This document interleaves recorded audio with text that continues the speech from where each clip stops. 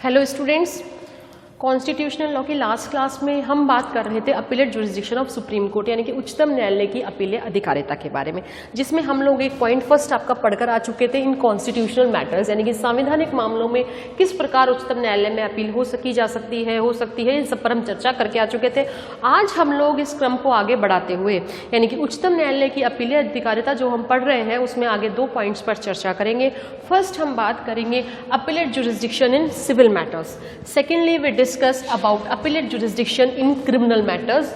ठीक है, सो आज क्लास स्टार्ट करते हैं हमारी। सबसे पहले हम बात करेंगे सिविल मामलों में उच्चतम न्यायालय की अपीलीय अधिकारिता के संबंध में, जिसके बारे में अनुच्छेद 133 यानी कि आर्टिकल 133 प्रोविजन करता है।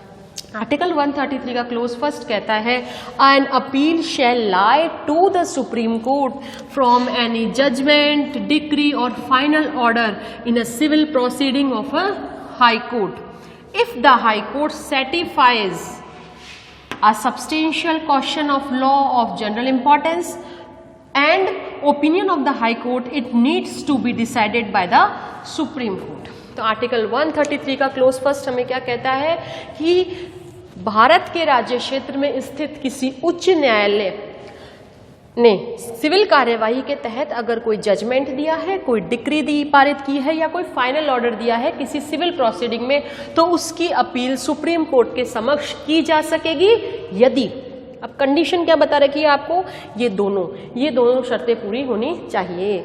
हाई कोर्ट द्वारा सिविल प्रोसीडिंग में दिए गए किसी निर्णय, डिक्री या अंतिम आदेश के विरुद्ध उच्चतम न्यायालय में अपील की जा सकती है। कब? जब ये निम्नलिखित 2 शर्तें पूरी हो। पहली शर्त तो क्या है कि उस मामले में हाई कोर्ट ये प्रमाणित कर दे, हाई कोर्ट इस बात का प्रमाण पत्र दे दे कि उस पर्टिकुलर मामले में विधि का कोई सार्वजनिक महत्व का कोई सारवान प्रश्न शामिल है। विधि का कोई सारवान प्रश्न है जो सार्वजनिक महत्व का भी है, अगर वो उसमें इंक्लूड है, इस बात का प्रमाण पत्र हाई कोर्ट देता है तो अपील की जा सकती है। साथ ही according to the opinion of the high court की ओपिनियन के हिसाब से उस प्रश्न का उच्चतम न्यायालय द्वारा निर्णय किया जाना आवश्यक है। अब देखिए, हम सब्सटेंशियल क्वेश्चन ऑफ लॉ या विधि का सार्वभौम प्रश्न किसे कहेंगे? तो विधि का जो सारवान प्रश्न हम किसे कहेंगे? कोई ऐसा लीगल क्वेश्चन, कोई ऐसा विधि का प्रश्न जिस पर कि जो अलग अलग हाई कोर्ट्स हैं उनके अलग अलग व्यूज है, अलग अलग डिसीजंस हैं, और सुप्रीम कोर्ट ने कोई भी एक रूलिंग उसके संबंध में नहीं दी है। अभी तक सुप्रीम कोर्ट की कोई रूलिंग नहीं है और हाई कोर्ट्स में आपस में मतभेद है उसको लेकर, तो वो विधि का प्रश्न कैसा होगा? सारवान प्रश्न। और सार्वजनिक महत्व का कि वो पर्टिकुलर उन पार्टीज के लिए जो पक्षकार है मामले के, केवल उनके लिए ही महत्वपूर्ण नहीं है, वो अन्य सभी के लिए या पूरे समाज के लिए महत्वपूर्ण है, तो उसे हम क्या कहेंगे? जनरल इंपॉर्टेंस का क्वेश्चन। ठीक है। दूसरी बात, हाई कोर्ट की ओपिनियन के अकॉर्डिंग ये अति आवश्यक हो कि सुप्रीम कोर्ट उस मामले पर अपना निर्णय दे। क्लियर हो गई बात? तो ये 2 कंडीशंस आपकी फुलफिल होना जरूरी है, तभी आर्टिकल 133 के तहत सिविल कार्यवाहियों में सुप्रीम कोर्ट के समक्ष अपील की जा सकती है। अगर यहाँ पर हाई कोर्ट जो है, कंसर्न हाई कोर्ट जो है वो प्रमाण पत्र दे देता है तो। ठीक है, तो इस तरह की हमने यहाँ पे बात करी। इसके अलावा हम लोग देखें कि यहाँ पर भी जो प्रमाण पत्र देने की जो पावर है हाई कोर्ट की, वो विवेकाधिकार शक्ति है, उसकी डिस्क्रिशनरी पावर है। लेकिन किस प्रकार की डिस्क्रिशनरी पावर है? जुडिशियल डिस्क्रिशनरी पावर है, वो मनमाना इसका प्रयोग नहीं कर सकता। ठीक है। इसके अलावा एक इंपॉर्टेंट बात, जैसे मैंने यहाँ लिखा, चेयरमैन मगध ग्रामीण बैंक वर्सेस मिड बिहार ग्रामीण बैंक AIR 2010 के मामले में सुप्रीम कोर्ट ने ये कहा था कि अगर कोई भी पक्षकार जो अपील लेकर उच्चतम न्यायालय में इस आर्टिकल के तहत गया, वो उच्चतम न्यायालय के समक्ष किसी भी प्रकार का कोई नवीन आधार, कोई नए बेसिस पेश नहीं कर सकेगा अगर उन बेसिस को उसने हाई कोर्ट के समक्ष पेश नहीं किया तो। मतलब किसी तरीके का कोई चेंज नहीं होगा, सेम वही फैक्ट्स होंगे, वही एविडेंसेस होंगे, नए कोई भी आधार जो है, नया आधार आप उच्चतम न्यायालय के समक्ष नहीं रख सकते अगर वो आधार आपने हाई कोर्ट के समक्ष उस पक्षकार ने कभी नहीं रखा है तो यहाँ पर इस प्रकार न्यू बेसिस आप हाई कोर्ट के समक्ष पेश नहीं कर सकते, ये सुप्रीम कोर्ट ने इस मामले में कही। तो इस तरह से हमने देखी आर्टिकल 133 में सिविल कार्यवाहियों में किस तरह से उच्चतम न्यायालय के समक्ष अपील की जा सकती है। क्लियर हो गई बात? याद क्या रखना है आपको? ये 2 कंडीशंस की उच्च न्यायालय द्वारा प्रमाण पत्र दिए जाने पर ही ये संभव है, अन्यथा नहीं। इससे पहले क्या होता था बेटा, जब से ये तो आर्टिकल 133 का प्रोविजन हमने देखा, और प्रमाण पत्र की जो मैंने बात करी वो है आपका आर्टिकल 134A। कल भी हम इस पर चर्चा करके आए थे क्लास में। आर्टिकल 134A जो है वो आपका, इससे पहले सिविल कार्यवाही के संबंध में अपील में ये प्रोविजन था कि भैया जितनी भी जैसे जो भी वाद की जो विषय वस्तु होती थी, वाद की जो विषय वस्तु होती थी वो अगर उसका मूल्य अगर 20,000 या 20,000 से अधिक है तो ही ऐसे मामलों की अपील सुप्रीम कोर्ट में जाती थी। लेकिन after the 30th constitutional amendment act, संविधान के 30वें संविधान संशोधन अधिनियम द्वारा इसको चेंज कर दिया गया।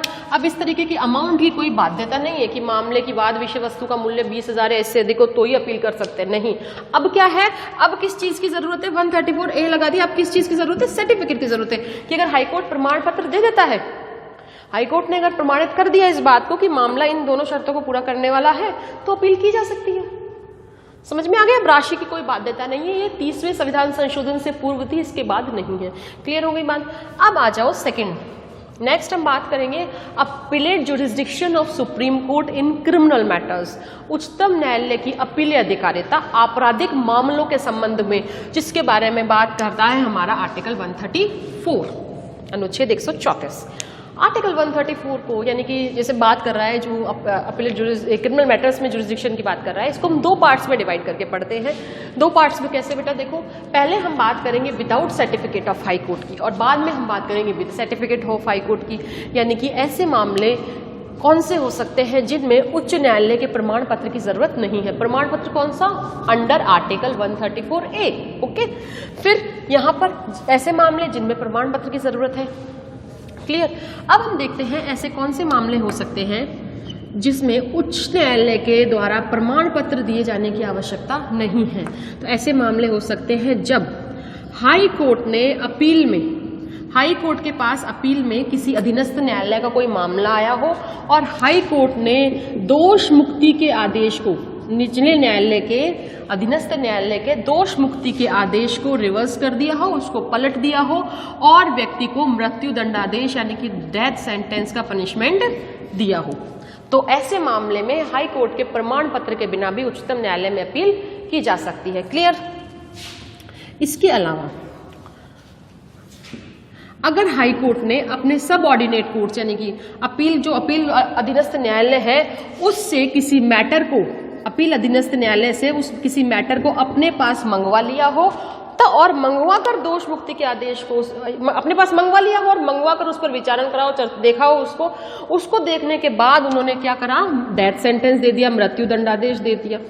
तो ऐसे दोनों ही, ये अथवा ये, अगर ऐसे दोनों ही कोई मामले हैं जहां पर हाई कोर्ट ने अपील, हाई कोर्ट में पहला क्या, हाई कोर्ट में अपील में कोई मामला आया सबऑर्डिनेट कोर्ट से और हाई कोर्ट ने दोष मुक्ति के आदेश को बदलकर मृत्यु दंडादेश दे दिया, या फिर हाई कोर्ट ने किसी मैटर को अपने पास मंगवाया सबऑर्डिनेट कोर्ट से, अधीनस्थ न्यायालय से, और फिर वहां पर उस व्यक्ति को, जो व्यक्ति है उसको डेथ सेंटेंस, मृत्यु दंडादेश दे दिया। तो ऐसे दोनों ही प्रकार के मामलों में हाई कोर्ट के सर्टिफिकेट की जरूरत नहीं है। 134A वाला ये जो हम बात करते हैं, बिना हाईकोर्ट के प्रमाण पत्र के भी उच्चतम न्यायालय में अपील की जा सकती है। ठीक है, ये बात। इसके अलावा देखो एक छोटी सी बात मैं आपको यहाँ ये बताना चाहूंगी कि तारक चंद वर्सेस स्टेट ऑफ महाराष्ट्र के मामले में, जो 1963 का मामला है, इस मामले में उच्चतम न्यायालय ने ये कहा था कि दोष मुक्ति की जब हम बात करते हैं, दोष मुक्ति जिस शब्द का हम प्रयोग कर रहे हैं, तो दोष मुक्ति में केवल दोष मुक्ति का तात्पर्य पूर्ण विमुक्ति से नहीं है कि फुल्ली फ्री कर दिया उसको, पूर्ण विमुक्ति से नहीं है, बल्कि दोष मुक्ति शब्द में यह भी शामिल है जब व्यक्ति के मृत्यु दंडादेश को, यानी कि उसके डेथ सेंटेंस को एलआई में कन्वर्ट कर दिया जाए, यानी कि लाइफ इम्प्रिजनमेंट में बदल दिया जाए, तो इसको भी दोष मुक्ति कहा जाएगा इस आर्टिकल के प्रयोजन के लिए। क्लियर हो गई बात। इसके अलावा नेक्स्ट अब हम लोग बात करते हैं with certificate of high court, जहां पर हाई कोर्ट के प्रमाण की जरूरत होती है। तो प्रमाण पत्र की जरूरत होती है जब हाई कोर्ट किसी मामले में यह प्रमाणित कर दे कि ये मामला उच्चतम न्यायालय में, किसी आपराधिक कार्यवाही का जो मामला है, उस आपराधिक मामले में अगर उच्च न्यायालय यह प्रमाणित कर दे कि यह मामला सुप्रीम कोर्ट में अपील योग्य है, तो उस मामले की अपील सुप्रीम कोर्ट में की जा सकती है। क्लियर हो गई बात। अब ये तो हो गया विद सर्टिफिकेट, तो ये हो गया, यहाँ पर इसको हाई कोर्ट को क्या करना पड़ेगा, सर्टिफिकेट इशू करना पड़ेगा। ये जो सर्टिफिकेट इशू करने की यहाँ पर भी वही बात है जो मैंने अभी आपको पहले उधर उस वाले पैटर्न बताई थी। ये जो सर्टिफिकेट इशू करने की पावर है हाई कोर्ट की, ये पावर कैसी पावर है? डिस्क्रिशनरी पावर है। ये पावर विवेकाधिकार की शक्ति है, उसकी विवेक शक्ति है, लेकिन कैसी विवेक शक्ति है? न्यायिक विवेक शक्ति है, जुडिशियल डिस्क्रिशनरी पावर है, जिसका यूज हाई कोर्ट को बहुत सोच समझ के करना चाहिए और जिसके बारे में Siddheshwar versus state of West Bengal के मामले में सुप्रीम कोर्ट ने कुछ डायरेक्शंस भी प्रोपाउंड किए थे, कुछ दिशा निर्देश भी सिद्धेश्वर वाले मामले में सुप्रीम कोर्ट ने हाई कोर्ट की डिस्क्रिशनरी जुडिशियल पावर के संबंध में दिए थे कि प्रमाण पत्र इशू करते समय उन्हें किन किन सिद्धांतों का पालन करना चाहिए।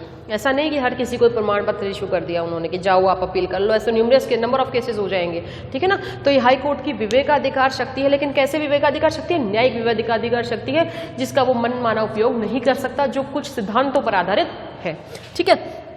फिर हम बात करते हैं एनलार्जमेंट क्रिमिनल जुडिशन एक्ट 1970 के बारे में। देखिए, संसद को यह शक्ति प्राप्त है कि संसद जो है वो सुप्रीम कोर्ट की आपराधिक अपीलीय जो अधिकारिता है उसको एनलार्ज कर सकती है, उसको विस्तारित कर सकती है। और इस पावर का यूज करते हुए संसद ने यह अधिनियम पारित किया, एनलार्जमेंट क्रिमिनल जुडिशन एक्ट 1970। और इस एक्ट को पारित करके संसद ने उच्चतम न्यायालय की आपराधिक अपीलीय अधिकारिता का विस्तार कर दिया।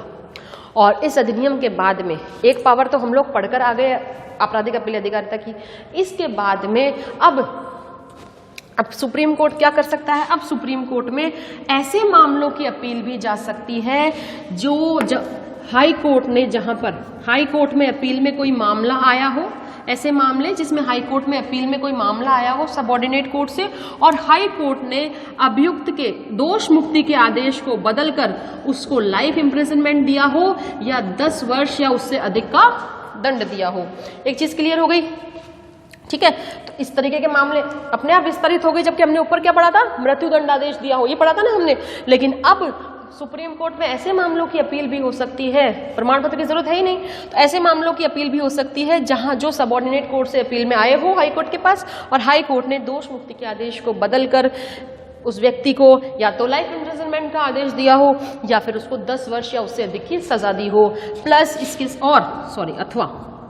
अथवा हाई कोर्ट ने अपने सबऑर्डिनेट कोर्ट से, जो अपील सबऑर्डिनेट कोर्ट है, उससे उस मैटर को अपने पास मंगा लिया हो, उस पर उसको देखा हो, उस पर विचारण किया हो, उसके बाद हाई कोर्ट ने जो है उस व्यक्ति को लाइफ इम्प्रिजनमेंट या 10 वर्ष से अधिक की सजा दे दी हो। मतलब अपने पास मंगवा लिया व्यक्ति, या तो अपील में आया या फिर उसने अपने पास मंगवा लिया हो। क्लियर हो गई बात? पहले जो था ये केवल मृत्यु दंडादेश तक ही सीमित था, अब ये भी इसमें शामिल है, मतलब इस शक्ति के अतिरिक्त पावर है ये सुप्रीम कोर्ट की। क्लियर हो गई बात? एनलार्जमेंट हो गया उसकी पावर्स का। अब हम बात करते हैं एक छोटी सी बात आर्टिकल 134A के बारे में। आर्टिकल 134A जो हाई कोर्ट्स को पावर देता है प्रमाण पत्र के बारे में। आर्टिकल 134A जोड़ा गया by the 44th constitutional amendment act 1970। 1978 के 44वें संविधान संशोधन द्वारा आर्टिकल 134A इंसर्ट किया गया, जो हाई कोर्ट्स को प्रमाण पत्र देने की पावर प्रदान करता है। अब हाई कोर्ट्स किसी मैटर में जो भी निर्णय हो, प्रोसीडिंग्स हो, इनमें जब भी कौन सा, जैसे हमने कल देखा था आर्टिकल 132 की बात करी थी, आज 133 या 134 का फर्स्ट 1, तो इनका यूज करते हुए जो इनके मैटर्स को देखेगा, चाहे वो 132 का हो, 133 का या 134 का फर्स्ट क्लोज में हो, ऐसे मैटर्स को हाई कोर्ट देखेगा और हाई कोर्ट की डिस्क्रिशनरी पावर होगी कि वो प्रमाण पत्र दे या नहीं दे। दूसरी बात, एक तरफ तो हाई कोर्ट सू मोटो से प्रमाण पत्र दे सकता है अगर उसको लगता है कि मैटर इतना वो है सुनने लायक या मैटर पर सुप्रीम कोर्ट का डिसीजन होना चाहिए। इसके अलावा अगर पार्टी खुद भी अगर मौखिक आवेदन करती है तो भी हाई कोर्ट प्रमाण पत्र दे सकता है, और हाई कोर्ट का कर्तव्य है कि भाई वो जल्दी से जल्दी इस मामले को देखे, चेक करे कि क्या प्रमाण पत्र दिया जाना चाहिए, ठीक है ना। तो 134A जब आया उसके बाद की स्थिति ये है कि अब वो सुमोटो से भी दे सकता है या फिर पक्षकार के कहने पर भी वो मामले की जांच करेगा कि भाई दिया जाना चाहिए या नहीं दिया जाना चाहिए। यदि हाई कोर्ट को उचित लगता है तो वो प्रमाण पत्र देगा, अन्यथा वो मना कर देगा, ठीक है। क्लियर हो गई बात? तो इस तरह से आज की क्लास में हमने आगे के और अपील जुरिसडिक्शन पढ़े, जिसमें हमने देखा सिविल मामलों की अपील अधिकारिता और आपराधिक मामलों की अपील अधिकारिता उच्चतम न्यायालय की, ठीक है।